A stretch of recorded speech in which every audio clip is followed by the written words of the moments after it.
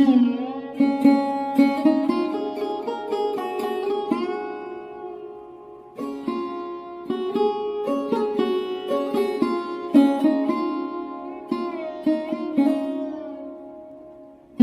সুধী দর্শক, আপনাদের সকলকে সাদর আমন্ত্রণ জানাচ্ছি চোখ মেলে দেখার আয়োজন। আজকের আয়োজনে উপস্থাপন করছি গ্রাম বাংলার জীবন জীবিকা ও প্রাকৃতিক সৌন্দর্যের তৃতীয় পর্ব। এখান থেকে আমরা গ্রাম বাংলার একটি গল্পের সন্ধান পাব। এখানে একজন কৃষক তার পার্শ্ববর্তী বাড়ির বর্ষা শেষে পুকুরে যে আবর্জনার স্তূপ সঞ্চিত হয়েছে, পরিবেশ দূষিত হচ্ছে, সেটি পরিষ্কার করছে। এই কৃষকরা তারা প্রাকৃতিক পরিবেশ রক্ষায় আন্তরিক। আমরা দেখছি গ্রামের সবুজের ভেতর দিয়ে একটি পাকা সড়ক পশ্চিমে চলে গিয়েছে।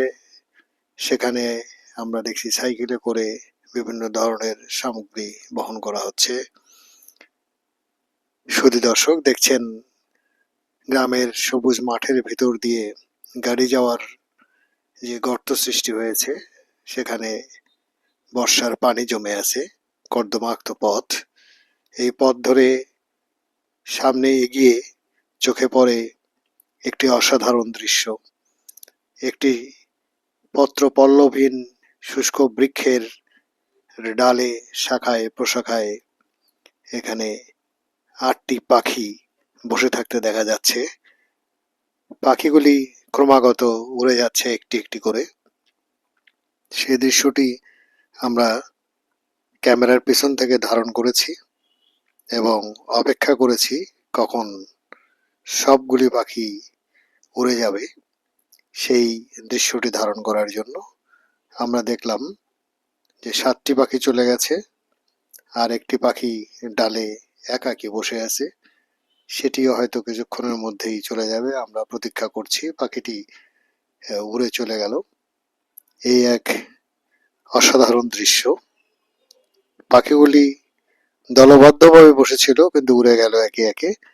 এরপরে আমরা দেখছি একটি সবুজের মাঝখানে একটি অট্টালিকার একটি পাকা বাড়ির আয়োজন, তার পাশে অনেকগুলো হলুদ ফুল। আমরা এই কর্দমাক্ত পথ ধরে, এটি কোনো খাল নয়, আমরা এগিয়ে গেলাম এবং দেখতে পাচ্ছি একটি সবুজ ক্ষেত। এখানে জেমস জে নোভাক, একজন ইউরোপিয়ান লেখক, শরতের যে বর্ণনা দিয়েছেন সেই বর্ণনার সাথে আমরা কিন্তু সাদৃশ্য বা সামঞ্জস্য খুঁজে পাচ্ছি। আমরা দেখছি বর্ষার শেষে জলাবদ্ধ ফসলের ক্ষেতে আমরা এখানে উপরে নীল আকাশ, সাদা মেঘ, কালো মেঘ আমরা লক্ষ্য করছি। মেঘের মিশ্রণ, মেঘের ভেলায় ভেসে ভেসে এখানে নিচের সবুজকে আরো বেশি গভীর করেছে।